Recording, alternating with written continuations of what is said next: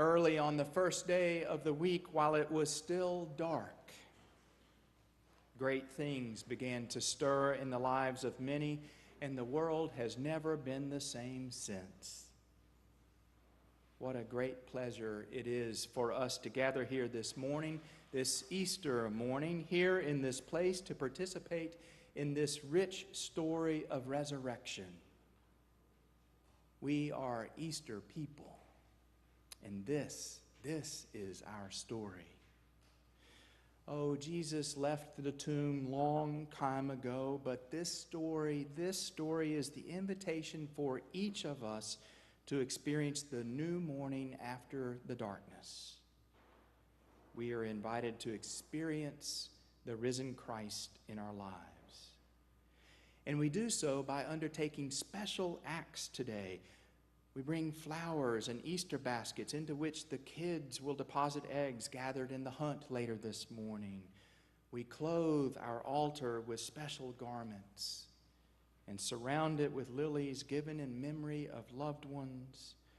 We don our finest clothes today to celebrate. And we bring out our alleluias from the dark closet of Lent, unleashing them with gusto once again. But these are more than just quaint traditions designed to excite small children. The church calls them signs, objects and actions that point beyond themselves to something else, something with deeper meaning. Outward and visible signs of a divine grace that is at work in our lives and in all of creation. And so we talk this day of new life, of resurrection, of hope in a world that seems so often predisposed to hopelessness and despair and death. We use these signs to proclaim that the light of Christ burns brightly even today. We use them to declare that this is no ordinary day. And if we stop and think about it all for just a moment, we discover that we really take our cue from Mary Magdalene. She has led us to this moment, to this experience of the empty tomb. She did so early on that first day of the week while it was still dark, as John writes. Our modern signs are really just variations of the ones that she employed that first Easter morning. She had with her fragrances and oils pressed from fresh flowers that would be used to impregnate the fine linens of burial clothing. Those were her offerings of her life and labor. But with anticipation, we must wait for the full surprise to unfold. Mary is thrown off guard when things are not right. The stone is rolled away. The tomb is empty. It's too much for her to endure alone, so she flees the scene, only to return with Peter and the other disciple, the one whom Jesus loved. We're told they come running to the tomb to investigate Mary's report of the rolled away stone. The men make a cursory inspection, and seeing no body, they return home, confused and disillusioned as ever. Only the story does not end there, does it?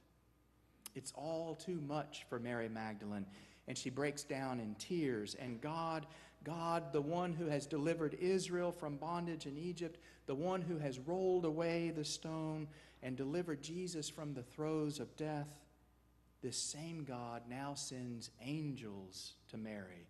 They are signs too, you see. They point beyond themselves to something else with deeper meaning, outward and visible signs of a divine grace at work in the world. The power of God is on the loose.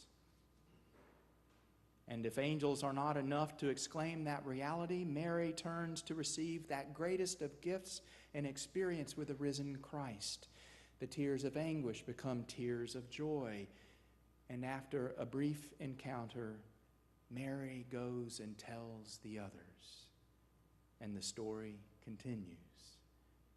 By God's grace and Mary Magdalene's courage and faithfulness, the story continues. It continues with us who gather here this morning, and with Christians the world over who gather this day and do things in a special way. The question for us, as disciples whom Jesus loves, as ones who come today not just to hear the story but to live the story, the question for us is, how do we experience resurrection today?